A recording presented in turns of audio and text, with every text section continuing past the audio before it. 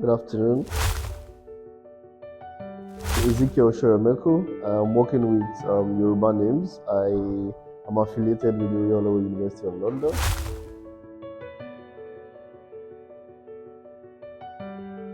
I manage the software AI engineering and machine learning software development part of the project. There are 6 of us in the project. 3 people are computational linguists. 3 people are so-called machine learning NLP experts, and I'm in charge of the software development and deployment of the project.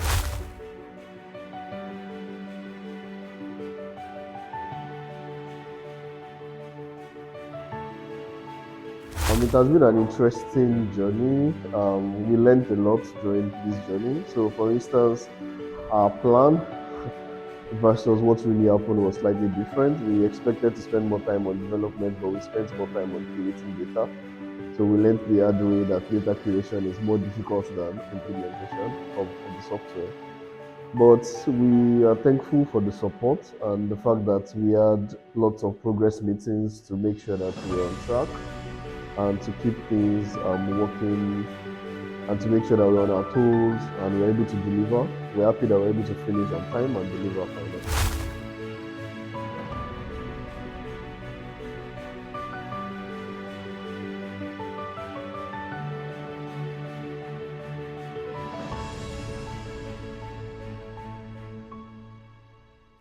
So in the context of our project, one part of our project is collecting educational data, specifically agricultural science and civic education data from JSS 1 to JS 3 students. We collected this from 2 sources. One from lessons. We collected over 2,000 sentences from actual teachers teaching in secondary schools in Lagos. And we also collected the other part of the data set, which is about 6,000 sentences from a website that actually stores and provides teaching and curriculum data for Nigeria called EduTutor, which was a very good online source.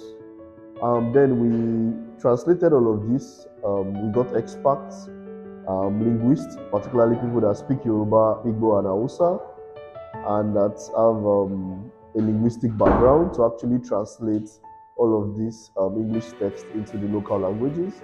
We focused on the 3 main local languages in Nigeria: English, Igbo, and Hausa. And then using this data, we cleaned it. Then we trained a machine translation model using the Niger T5 model. And we're able to demonstrate that our model outperforms the NLLB model, which is a model from Meta. And we're able to demonstrate that our model outperforms that, especially on our data set, on the agric and civic education data set.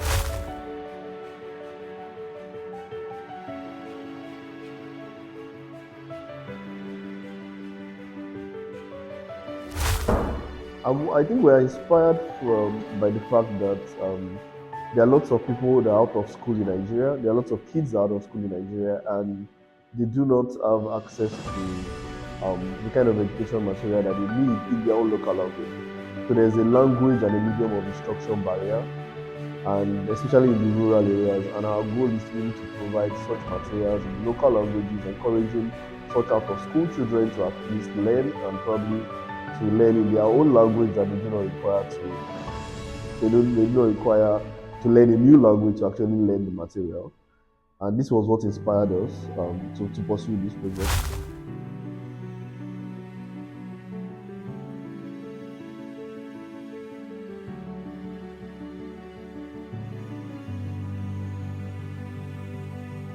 I think for adults, imagine you're a teacher or you're an educator and you're teaching in a rural area, probably doing your NYC for instance, and then you find out half of the kids in your class do not speak the language you're about to teach in. This allows you to, especially if the language is any of the 3 major languages, this application allows you to at least translate some of the documents and give it to them in the local language. As a student, again, imagine you're a student in a village or a rural area. You can speak Igbo, Hausa, or Yoruba very well, but you do not speak English well. This also allows you to have access to such material. So this is how we try to bridge this gap in terms of the language or the medium of instruction barrier.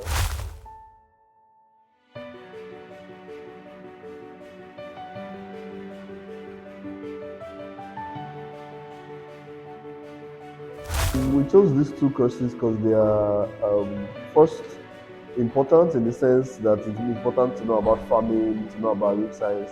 It's also important as a person to know about civic education because it gives you information about how the world works, how the government works, how the constitution works.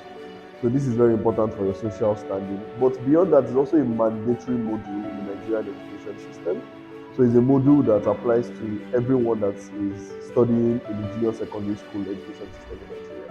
So it's a compulsory module, it's not an optional module. So this was the second motivation for that. Well, the third motivation is the fact that we believe that it's directly applicable. So the fact that you don't speak English, agricultural science, or civic education is directly applicable to you. Knowing your rights and knowing how the government works, knowing how to vote, knowing why it's important to vote is directly applicable to you.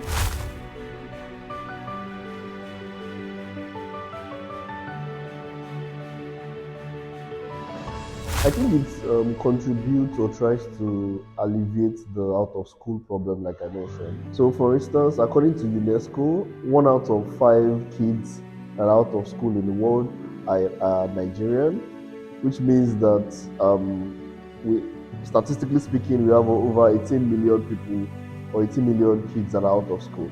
And we believe that providing such material will bridge that gap because lots of these kids can actually they have at least one language that they understand.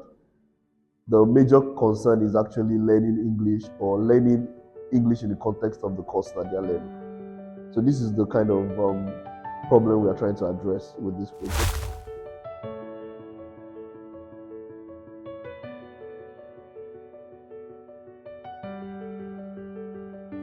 We considered many aspects of this. First, we made sure that there was a woman or a female in our team, such that we have a different perspective when we're having conversations about the design of the project.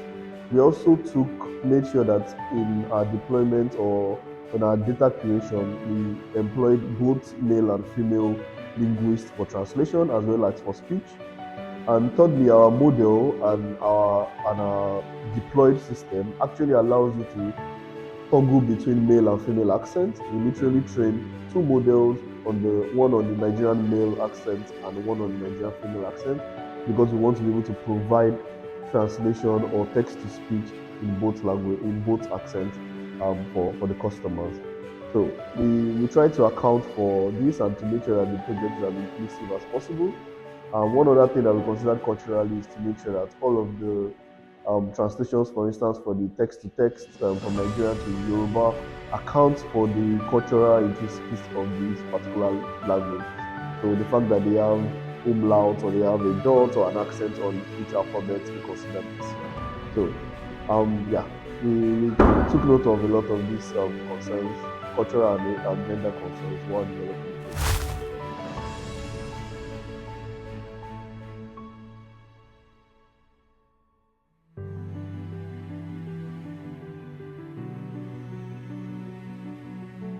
What methodology is used? It's called what we have done is called fine tuning.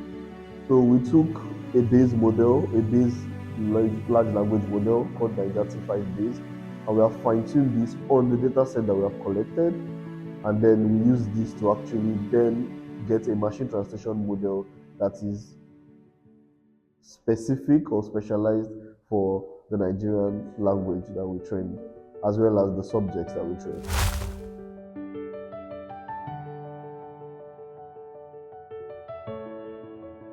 In terms of scaling, I think the main challenges would be for our application to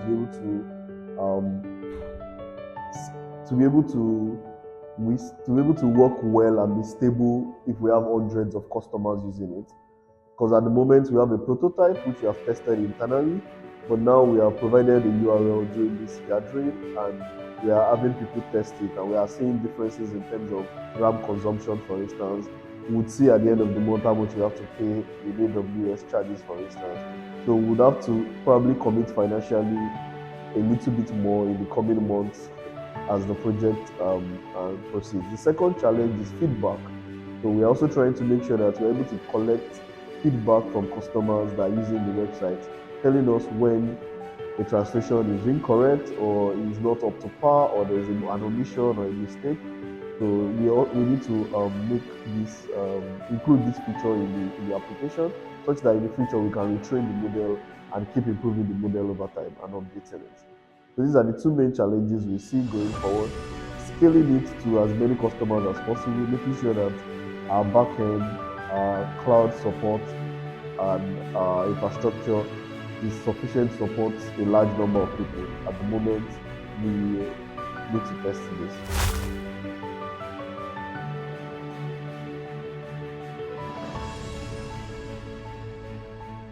I'm motivated by the fact that I believe there's a real gap to fill, especially in terms of addressing and making sure that our AI systems are reliable, they are non-discriminatory, they cover low-resource languages, and they account for the intricacies and contextual parts of the African culture.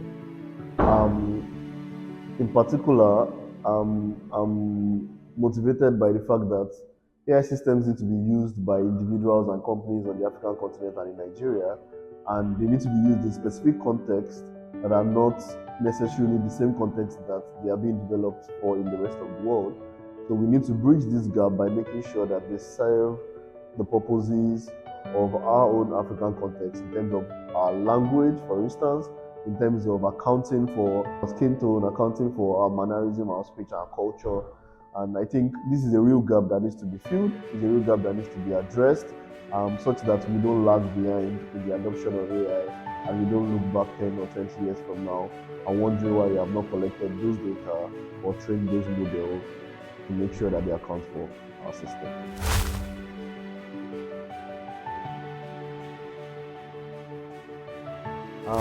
My last words would be I would just like to appreciate the organizers of this summit, the sponsors of the summit for making sure that we provide all of the support that we need and for tracking our progress and for providing all of the financial and travel support that we need to complete this project in due time.